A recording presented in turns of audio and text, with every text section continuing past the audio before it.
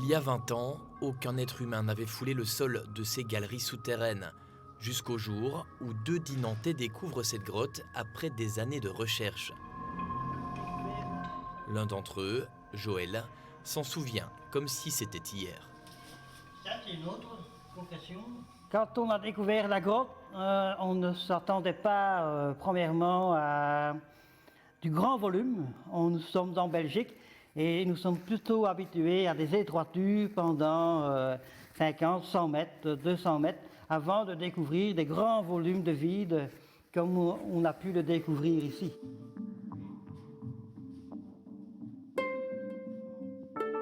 Une cavité de près de 2 km qui n'en finit jamais de surprendre les spéléologues qui s'y aventurent. La Wallonie compte des milliers de grottes creusées par les cours d'eau, mais très peu peuvent se vanter d'être aussi longues que ce réseau, surnommé la grotte de la Roche Grise. Quand on a percé le tunnel, qu'on a creusé 8 mètres au début, il y a eu la grandeur, mais encore le plus important, le plus incroyable, que je n'ai vu très rarement dans des grottes en Belgique, c'est toute la zone archéologique. Et là, ça, oui, c'est plutôt ça qui m'a impressionné de voir cette vie qu'il y a eu dans la caverne. Une vie que ces deux archéologues tentent de comprendre. Ils analysent les nombreux ossements découverts dans ces profondeurs. C'est toute la question d'essayer de comprendre ce que ces ossements d'animaux font ici. Est-ce qu'ils sont arrivés avec des éboulis? Est-ce qu'ils sont tombés dans des puits? Est-ce qu'ils ont été amenés par des carnivores ou des prédateurs? Après quelques minutes d'observation, ce spécialiste de l'étude d'animaux donne ses premières suppositions. Il y a de l'ours, des ossements de plusieurs ours. Il y a du cervidé, du cerf. Ici, le squelette quasiment complet d'un animal encore à déterminer, un petit herbivore.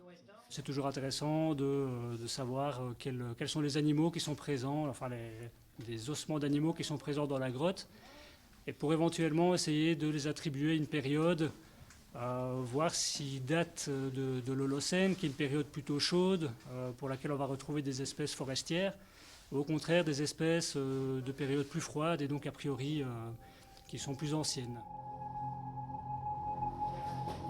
On ne peut pas vous dire où se situe l'entrée de cette cavité exceptionnelle.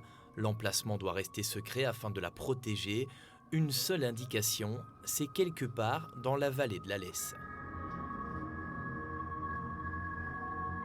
Actuellement, en Belgique, lorsque un club, une association, quelqu'un découvre une cavité, bien souvent, si elle est ornée, donc si elle contient des cristaux, etc., immédiatement, il y a une porte qui est posée, il y a des règles qui sont posées pour la visite. Parce qu'on a vécu aussi l'exemple de grottes qui ont été découvertes il y a 50 ans, 60 ans, qui ont été intensément parcourues et qui sont, entre guillemets, un peu détruites. D'après certains spécialistes, ce réseau de cavités aurait plus de 400 000 ans.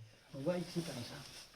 On voit le sable, l'argile, sable. Après 20 années et plus de 300 sorties dans cette grotte, Joël n'a pas fini son travail.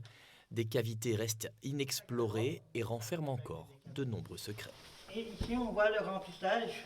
Là, quand on a découvert la grotte, c'était fermé jusqu'ici. L'exploration n'est toujours pas finie. Nous sommes occupés à creuser dans différents endroits. Ici au-dessus, nous avons un puits qui est ouvert. Mais malheureusement, je n'ai pas encore eu le temps de percer convenablement, mais je ne suis pas encore passé.